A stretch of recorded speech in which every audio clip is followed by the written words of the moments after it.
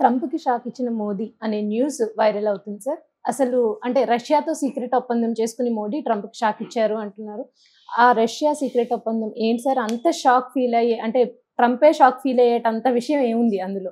Trump అయినా ఎవడైనా ఇవాళ ఏందంటే అదేదో సింగిల్ రౌడీ అనేది ప్రపంచంలో లేడు. నేనే రౌడీ, నేనే దాదా, హ్మ్. అందరూ నాకు భయపడాలనే వ్యవహారం ఇవాళ కుదరదు. ఇదేందంటే ఇంతకుముందు అలాగా ఉండొచ్చు కానీ హ్మ్. ఇవాళ అమెరికా భయపడితే భయపడిపోయే పరిస్థితిలో మిగతా దేశాలు లేవు. దానివల్ల అమెరికా భయపెట్టినా కూడా అమెరికాకు కూడా ప్రాబ్లమ్స్ ఉన్నాయి. హ్మ్. సరే, బేసిక్‌గా ఏందంటే నిజంగా మోడీ ట్రంప్‌ని హ్మ్. ఈ ధిక్కరిస్తున్నాడు. స్థాయిలో షాక్ హ్మ్. ఇచ్చాడా అంటే ఖచ్చితంగా మోడీ పద్ధతిలో షాక్ మోడీ కూడా ఇస్తాడు. ఓకే. మోడీనే కాదు, చిన్న చిన్న దేశాలు మెక్సికో, బ్రెజిల్, హ్మ్. కొలంబియా, కెనడా వీళ్ళు కూడా ట్రంప్‌కి షాక్ ఇస్తూనే ఉన్నారు. హ్మ్. ట్రంప్ ఏమి షాకులకు అతీతుడుగా అతనే అందరికి షాకులు ఇస్తాడు, అతనికి హ్మ్. ఎవరు ఇవ్వలేరు అనేది ఏం లేదు. సరే, అసలు ఏం జరిగిందని అవును చూద్దాం. సార్. బ్రీఫ్‌గా ట్రంప్ వచ్చినాక ప్రధానంగా 2 అంశాల్లో ఆయన ప్రపంచానికి షాక్ ఇవ్వడానికి హ్మ్. బయలుదేరాడు. హ్మ్. ఆ 2 ఏందంటే, ఒకటి ఇమ్మిగ్రేషన్, హ్మ్. వలసలు. అమెరికా అంటేనే ఎక్కువ మంది వలసలు వెళ్ళి అక్కడ అమెరికాలో ప్రతి ఒక్కరికి ప్రపంచంలో కల ఏందంటే అమెరికన్ డ్రీమ్ అంటారు. అవును సార్. అమెరికాకెళ్ళి డాలర్‌లో హ్మ్. అమెరికన్ డ్రీమ్ అంటే నథింగ్, డాలర్‌కి వాల్యూ డాలర్‌లతో ఉంటది. అవును సార్. ప్రపంచంలో ఎక్కడైనా డాలర్‌కి వాల్యూ ఉంటది కాబట్టి హ్మ్. డాలర్ల సంపాదనే. హ్మ్. అది పోతే మళ్ళీ ఎవడు అమెరికాకెళ్ళడు. హ్మ్. సో, దానివల్ల అమెరికాకెళ్ళాలని ఉంటది. అట్లా ఇల్లీగల్ ఇమ్మిగ్రెంట్స్ కూడా 13,00,000 మంది ఉన్నారని ఐడెంటిఫై చేశారు. అందులో ఇండియన్స్‌ది కూడా 2,20,000 మందని, అందులో 18,000 ఇప్పుడు గుర్తించి పంపించమని, మీరు తీసుకెళ్ళండి అని అమెరికా చెప్పింది. హ్మ్. దానికి సంబంధించి ఆల్రెడీ నిన్న మన మిలిటరీ ఫ్లైట్ వెళ్ళి దాదాపు 500-600 మందిని తీసుకొని వస్తుందని చెప్తున్నారు. హ్మ్. అలాగే మనోళ్ళు విడతల వారీగా వాళ్ళని తీసుకొస్తారు 18,000 మందిని. సో, అది ఒక అంశం. రెండోది లీగల్ ఇమ్మిగ్రెంట్స్ అంటే H1B వీసాలని కట్ చేయడం, తగ్గించేయడం హ్మ్. సంఖ్య. సంవత్సరానికి 75,000 కంటే ఎక్కువ లేకుండా అవును చూసుకోవడం సార్. వాళ్ళు. అట్లా అవి ఒకటి చేస్తున్నారు.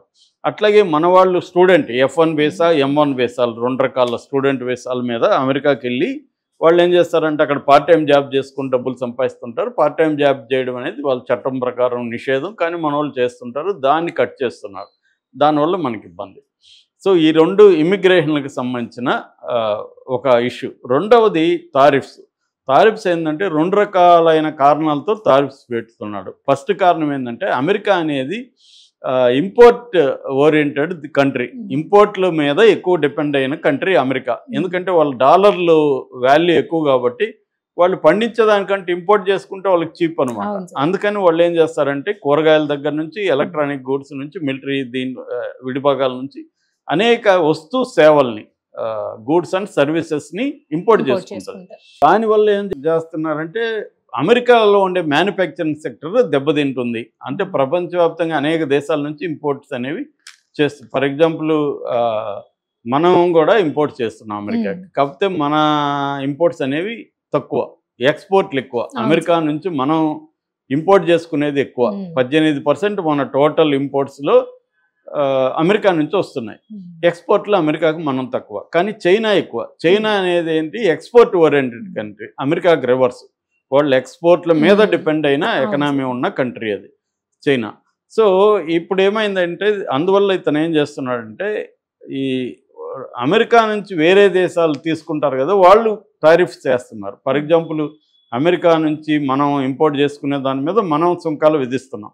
అది ట్రంప్‌కి కోపం ఉంది. అందుకనే ఇండియాని టారిఫ్ కింగ్ అని, టారిఫ్ అబ్యూజర్ అని రకరకాల పేర్లతో పిలిచాడు. హ్మ్. దీంతో ఇప్పుడు ట్రంప్ ముందు నుంచి కూడా ఏందంటే టారిఫ్స్ నేను విధిస్తాను. టారిఫ్ అనే పదం నాకు డిక్షనరీలో మోస్ట్ ఇంపార్టెంట్ పదం హ్మ్. అని అతను ప్రకటించాడు. ఐ లవ్ టారిఫ్స్ అని అనేక సార్లు చెప్పాడు. సో, టారిఫ్స్ విధిస్తానని చెప్పాడు. ఇదొక కారణం. టారిఫ్స్ విధించడానికి ఆర్థికపరమైన కారణాలలో ఇదొకటి. హ్మ్. రెండవది, అమెరికాలో డ్రగ్స్ యూజ్ అనేది విపరీతంగా ఉంటది. అందువల్ల ఈ అమెరికాలో డ్రగ్స్ వల్ల దాదాపు ఫర్ ఎగ్జాంపుల్ 2023లో 1,07,000 మంది చనిపోయారు అమెరికాలో. ఈ డ్రగ్స్ హ్మ్. ఓవర్‌డోస్ ఆఫ్ హ్మ్. Drug usage. అందులో 70% ఫెంటానిల్ అనే ఒక డ్రగ్ అనమాట. ఈ ఫెంటానిల్ సప్లై చేసే దేశాలు లేదా డ్రగ్స్ సప్లై చేసే హ్మ్. దేశాల మీద కూడా సుంకాలు విధిస్తాను, మీరు గాని అది ఆపకపోతే అనేది కూడా కారణం అన్నమాట. సుంకాలు విధించడానికి బ్రాడ్గా ఈ 2 ప్రధాన కారణాలు. సో ఈ ఫెంటానిల్ ఎక్కడెక్కడ నుంచి, కెనడా నుంచి వస్తుంది, చైనా నుంచి వస్తుంది, మెక్సికో నుంచి ఇంకా ఫెంటానిల్లే కాదు క్రిమినల్స్ కూడా అక్కడికి వచ్చేస్తున్నారు. అక్కడ లాటిన్ అమెరికాలో డ్రగ్ కార్టెల్స్ అంటారు. దీని మీద సినిమాలు, వెబ్ సిరీస్ చాలా వచ్చాయి. ఈ డ్రగ్ కార్టెల్ వాళ్ళకి ఇదే పని, డ్రగ్స్ని పండించడం, దాని మీద అమెరికాకి పంపించడం. ఎందుకంటే అమెరికా డాలర్లో డబ్బులు వస్తుంది కదా. సో ఇలాగా చేస్తుంటే ట్రంప్ ఏం చేస్తున్నాడంటే దీన్ని కట్ చేయాలంటే మీరు కార్టెల్స్ని కంట్రోల్ చేయండి, మా దేశంలోకి డ్రగ్స్ని రానివ్వకుండా మీరు బాధ్యత వహించండి అనేది పెడుతున్నాడు. ట్రంప్ వైపు చూసినప్పుడు ఇదంతా కరెక్టే. ఎందుకంటే ఆయనకి అమెరికా ఫస్ట్ అనే పాలసీ, మగా అంటారు. మగా అంటే మేకింగ్ అమెరికా గ్రేట్ అగైన్ అనేది ఆయన థియరీ. కాబట్టి అమెరికా ప్రయోజనాలు దృష్టిలో పెట్టుకొని ట్రంప్ కొన్ని నిర్ణయాలు తీసుకున్నాడు. అది మంచిదే. దానివల్ల అమెరికాకు కూడా కొన్ని సైడ్ ఎఫెక్ట్లు ఉంటాయి. అది కూడా ట్రంప్ అడ్రస్ చేశాడు. టెంపరీ కొన్ని ప్రాబ్లమ్స్ ఉంటాయి. ఎందుకంటే ఇప్పుడు ఇంపోర్ట్ల మీద ఆధారపడిన దేశం సడన్గా ఇంపోర్ట్ల మీద ట్యాక్సులు పెడితే ఆల్టర్నేట్ ఇప్పుడు కూరగాయలు ఉన్నాయి. For example morning breakfast bread తింటారు. బ్రెడ్లో వాడే వీట్ ప్రధానంగా కెనడా నుంచి వస్తుంది. ఫ్రూట్స్ మెక్సికో నుంచి 70% ఫ్రూట్స్ అమెరికాకు వస్తున్నాయి. ఇలాగ రకరకాలుగా ఫుడ్ దగ్గర నుంచి అనేక డైలీ లైఫ్లో అనేక గూడ్స్ ఇంపోర్ట్ చేసుకోవాలి. ఇప్పుడు ఏం చేశాడు ట్రంప్ రాగానే మెక్సికో మీద 25%, కెనడా చైనాల మీద 10% ట్యాక్స్ పెట్టారు. ట్యాక్స్ పెట్టే కాడికి వాళ్ళు 2 రకాలుగా స్పందించారు. ఒకటేమో వాళ్ళు కూడా బెదిరించారు, మేము కూడా మీ వస్తువుల మీద ట్యాక్స్ వేస్తాము, అవన్నీ బెదిరించారు. అయితే అదే సమయంలో చర్చలకు కూడా చెప్పారు. అంటే ఫర్ ఎగ్జాంపుల్ మెక్సికో మేము ఒక $10,000 ఎంతో ఖర్చు పెట్టి ఇక్కడ బార్డర్లో కార్టెల్స్ని వీటిని అన్నిటిని ఆపుతామని చెప్పారు. కెనడా కూడా మేము దానికి ఒక పాలసీ రూపొందించి బార్డర్లో కంట్రోల్స్ పెడతామని కెనడా చెప్పింది. చైనా ఏమో ఒక పక్క బెదిరించింది, రెండో పక్క చైనా కూడా చర్చలకి రెడీ అయింది. ఇలాగా వచ్చేసరికి ట్రంప్ కూడా ఒక అడుగు వెనక్కి తగ్గి ఈ ఆంక్షల్ని, ఈ టారిఫ్స్ని 1 month బ్రేక్ ఇచ్చేశాడు. నిన్ననే అనౌన్స్ చేశాడు 1 month బ్రేక్ ఇస్తున్నాను. అంటే ట్రంప్కి కూడా ఏంటంటే, ట్రంప్కి కూడా దీని కాన్సిక్వెన్సెస్, ఇప్పుడు నేను నిన్ను బెదిరిస్తే నీకొకటికే నాకు కూడా నష్టం ఉంటుంది అనేది ట్రంప్కి తెలియక కాదు, తెలుసు. అతని పేరే ట్రాన్సాక్షనల్ ప్రెసిడెంట్ అంటారు. అతన్ని ట్రాన్సాక్షన్స్ని ఎలా నడపాలి, వ్యాపార లావాదేవీలు ఎలా నడపాలి, సక్సెస్ఫుల్ వ్యాపారవేత్త అతను. కాబట్టి పట్టువిడుపులు లేకుండా ఎవడు కూడా వ్యాపారవేత్త కాలేడు. అందుకని అతను ఏంటంటే బెదిరించి ముందు థ్రెట్ ఇవ్వాలి. థ్రెట్ ఇచ్చినప్పుడు టేబుల్ మీదకి వాళ్ళు వస్తారు. వచ్చినప్పుడు నీ డిమాండ్స్ నువ్వు పెట్టాలి. ఇది వాళ్ళ డిమాండ్స్ వాళ్ళకు ఉంటాయి. నువ్వు కొద్దిగా ఒకడుగు ముందుకేసి నువ్వు కొంచెం ఇది చేయాలి, వాళ్ళని కొంత ముందుకు రమ్మనేయాలి. ఇలాగా అనేది అతని పాలసీ. రెండోది అతనికి 2 రకాల ప్రయోజనాలు. ఒకటి అమెరికన్ ఎకనామిక్ ప్రయోజనాలు, 2 తన పొలిటికల్ ప్రయోజనాలు. పొలిటికల్ ప్రయోజనాల కోసమే ఈ హడావిడి క్రియేట్ చేస్తున్నాడు. ఎకనామిక్గా దానివల్ల వచ్చే నష్టం అతనికి కాదు, తెలుసు. అది నెక్స్ట్ స్టేజ్లో అతను చూసుకుంటాడు. ఫస్ట్ స్టేజ్లో బెదిరిస్తాడు ఎకనామిక్. అలాగా ఇప్పుడు చైనా వీళ్ళందరూ కూడా మేము WTO కంప్లైంట్ చేస్తాం అంటే, మనం స్కూల్లో కొట్లాడుకుంటే హెడ్ మాస్టర్ కంప్లైంట్ చేస్తాం. నిజానికి హెడ్ మాస్టర్ ఏం చేయలేడు. WTO అమెరికాని ఏం కంట్రోల్ చేయదు. ఎందుకంటే WTO నుంచి నేను బయటకు వస్తానంటాడు. ఏ ఇంటర్నేషనల్ ఇన్స్టిట్యూట్లు కూడా ఏ దేశాలని కూడా కంట్రోల్ చేసే పరిస్థితి లేదు. పేద దేశాలని మాత్రం చేయగలవు, రిచ్ దేశాలని. ఇప్పుడు రష్యన్ ప్రెసిడెంట్ పుతిన్ని యుద్ధ నేరస్తుడిగా ఇంటర్నేషనల్ కోర్టు డిక్లేర్ చేసింది. వీడు బెంజమిన్ నెతన్యాహుని చేసింది, ఇజ్రాయెల్ని ప్రధానమంత్రిని. ఏమైంది? వాళ్ళకి ఇద్దరికి ఏమైనా శిక్షలు వచ్చాయా? చేసుకుంటారా మీరు, ఎన్ని కావాల్సింది అన్ని చేసుకోండి అని వాళ్ళు ధిక్కరిస్తూనే ఉన్నారు. కాబట్టి అవేమీ జరగవు.